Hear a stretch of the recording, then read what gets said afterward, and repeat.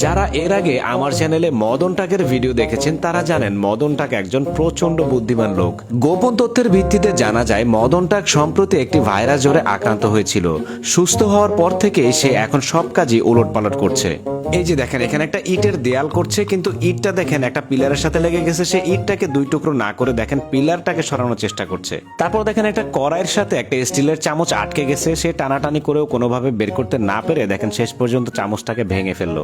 তারপর দেখেন নুডলস খাওয়ার সময় ঝোল যেন ঠোঁটে বা মুখে ছিটে না আসে তার জন্য দেখেন দুইটা হ্যাঙ্গার মাথার সাথে বেঁধে নিয়েছে। তারপরে দেখেন সবজি কাটার জন্য বিশাল বড় একটা বেলচা নিয়ে কি একটা কাণ্ড ঘটাচ্ছে মদন টাক। ভাইরাস জ্বরে আক্রান্ত হয়ে মদন টাকের মাথাটা মনে হয় একেবারেই গেছে। তারপরে দেখেন সূর্যের আলোর তাপে ছাদের ফ্লোর অনেক গরম হয়েছিল, খালি পায়ে হাঁটা যাচ্ছিল না। তার জন্য দেখেন বালতিতে করে পানি নিয়ে আসছে, পানি ঢেলে ঢেলে সেখানে হাঁটছে। তারপরে দেখেন এতটাই গরম পড়ছে মদন টাক সূর্যের আলোর তাপে কড়াইতে তেল ঢেলে সেখানে শাক রান্না করছে। ঘরে শুধু সবজি ছাড়া আর কিছু নেই, তাই অনেকগুলো বাটিতে সাজিয়ে নিয়েছে যেন মনে হয় অনেকগুলো উপকরণ দিয়ে খাবার খাচ্ছে।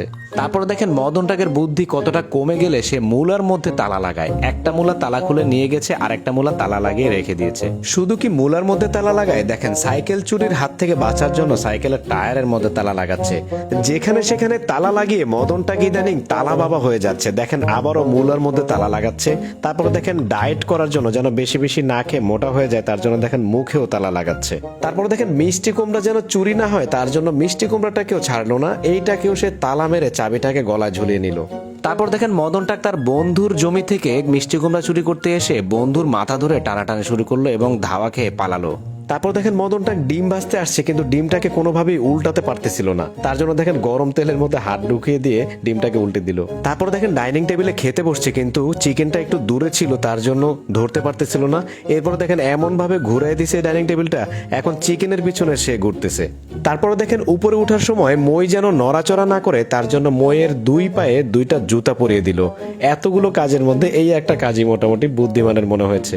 দর্শক আজকে এই পর্যন্তই। মদন টাকের নতুন ভিডিও দেখার আমন্ত্রণ জানিয়ে আজকের মতো বিদায় নিচ্ছি। সবাই ভালো থাকুন, সুস্থ থাকুন, ধন্যবাদ।